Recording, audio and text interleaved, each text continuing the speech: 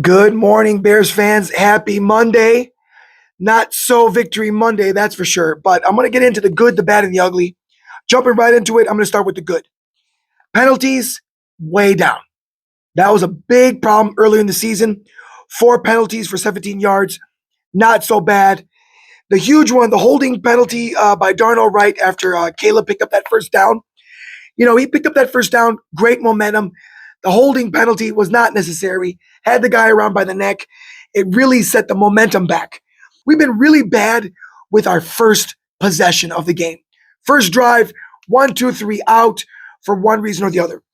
Second half was much better when the game was rolling.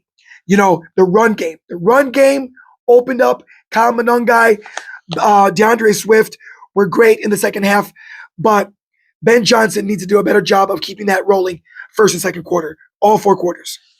Caleb played a good second half of the game until that, Komet was open. He was open until he wasn't. Had he thrown that ball a little earlier, he would have made the catch, and we could have came back and won that game because Ben Johnson would have gone for the 2. And Kyle Monangai or DeAndre Swift would have ran that ball straight at him. The defense was gassed by then. End of the game, we would have scored the 2 points and won the game. So there's hope in that. Luther Burden and Colson Loveland had some great catches throughout the game, especially in the second half. The team remains confident. So will I. That's huge. The locker room remained confident regardless of this loss, and maybe this was the loss that we needed. Defense held the Packers to 0 their first 4 drives. The only small negative is, first quarter, we didn't respond. Now the bad, Kyler Gordon. He missed 10 out of 13 games. That man has been paid. He's got a nice contract. He gets hurt in warm-ups. Bro, that's hurting us. Jordan Love had way too much time.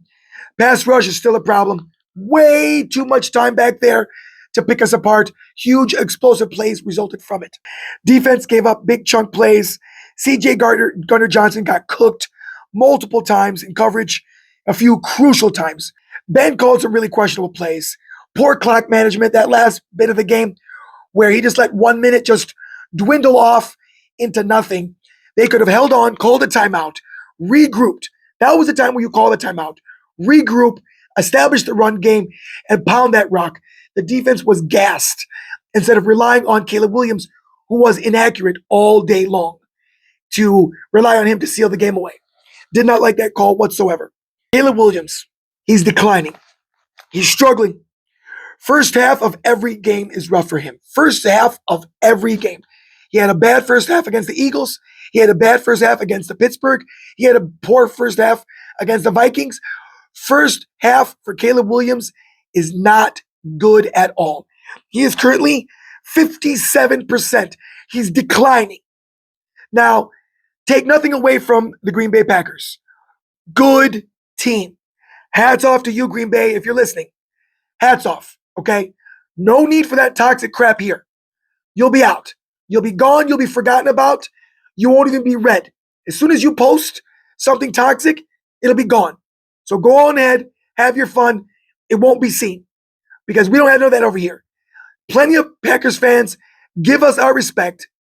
I had friends last night that was Packers fans on the show live stream, and we got along just fine. Don't come over here with that mess over here.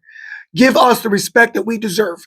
We almost came back and beat the Packers, and we will get this back.